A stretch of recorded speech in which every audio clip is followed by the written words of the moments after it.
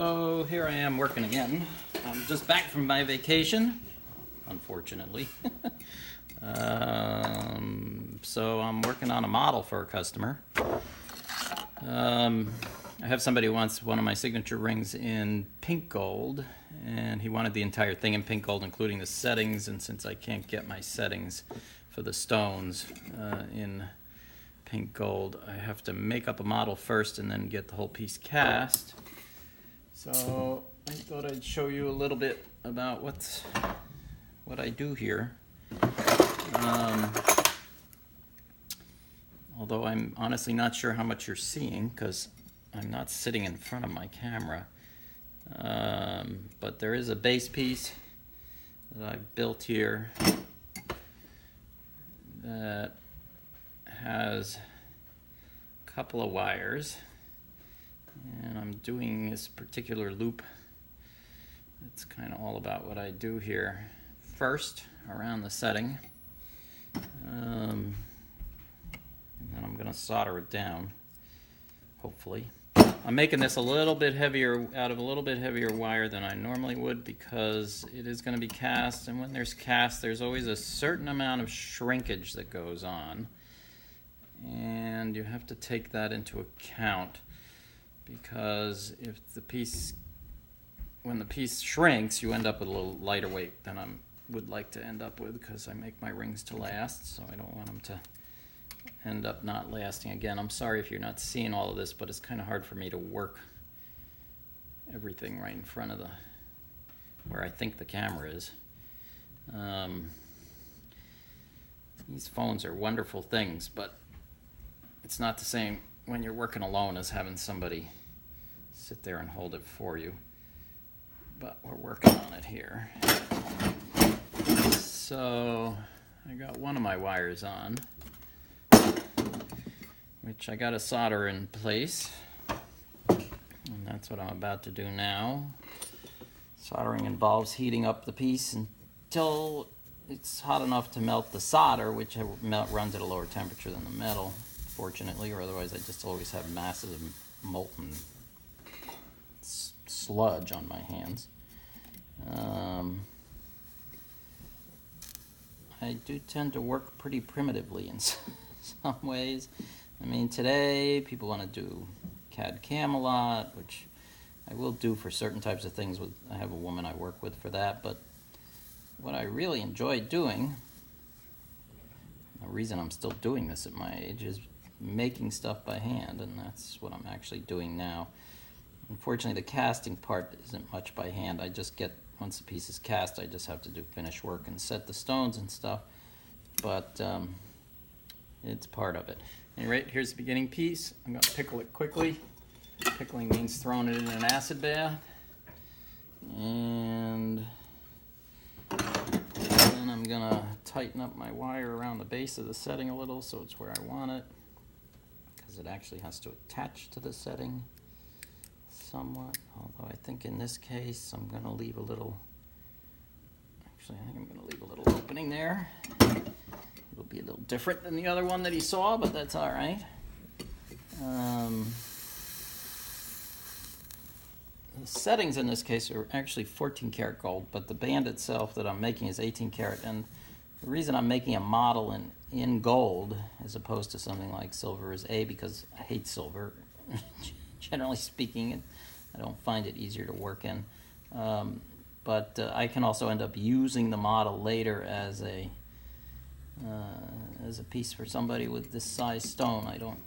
Which is how I end up actually really making money, because usually I don't make money on the first one.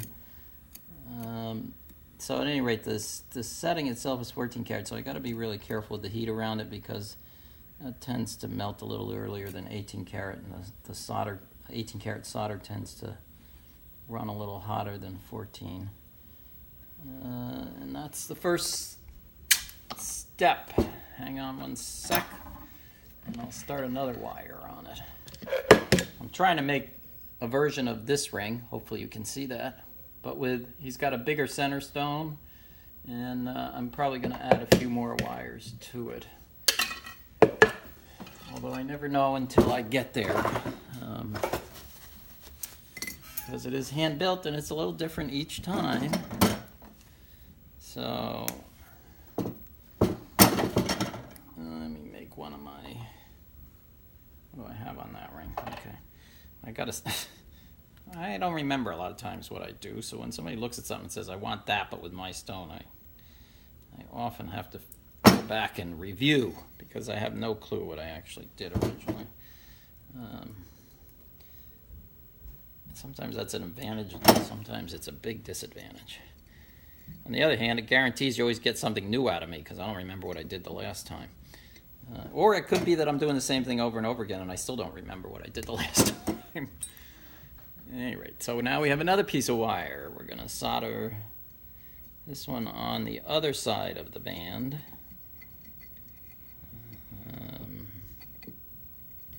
Let me see if I can get a top view for you in a second as soon as I finish getting it so it actually fits there.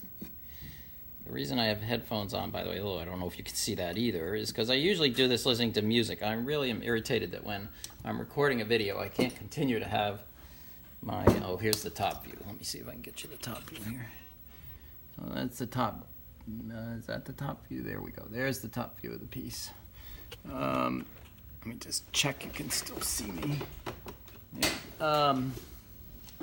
I usually like to listen to music when I'm doing this, but I can't record this stuff and listen to music at the same time. I wish they wouldn't have been away. Well, actually, I could if I wanted to hook up my Bluetooth to another device, but my life is complicated enough already, so I'll stick to this one.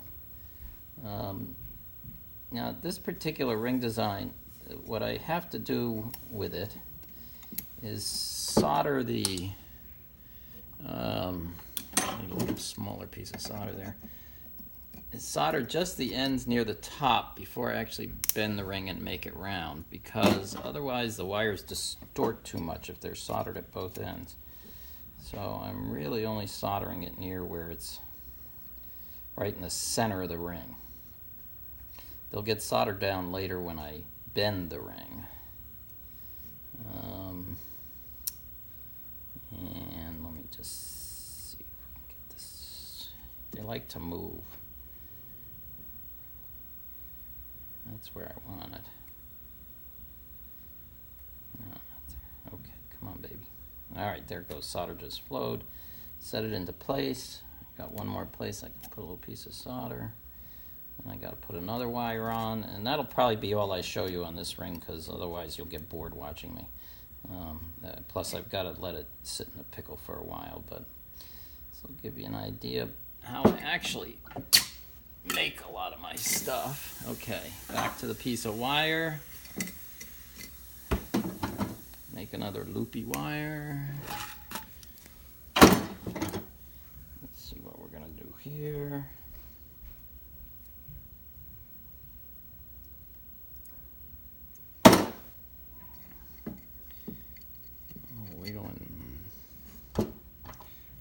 Do here.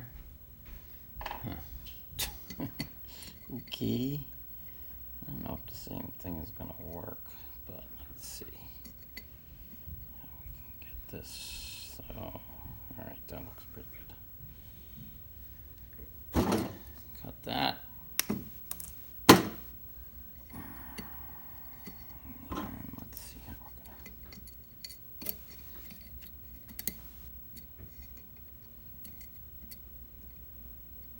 I've never met a jeweler who doesn't actually talk to themselves while they're working, frankly. And I'm one of them. So.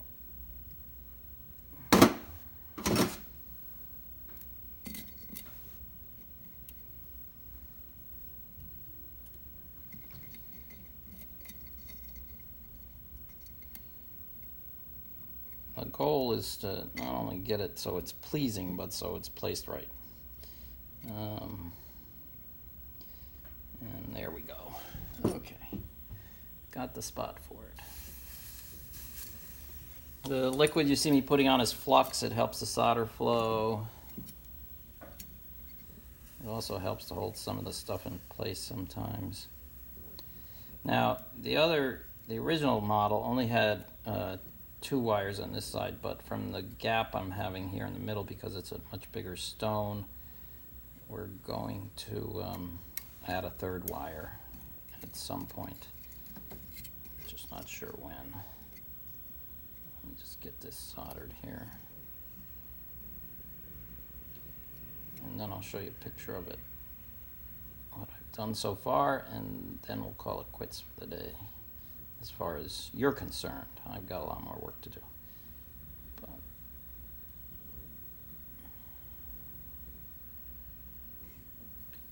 I'll give up on that. There's solder there I'll use.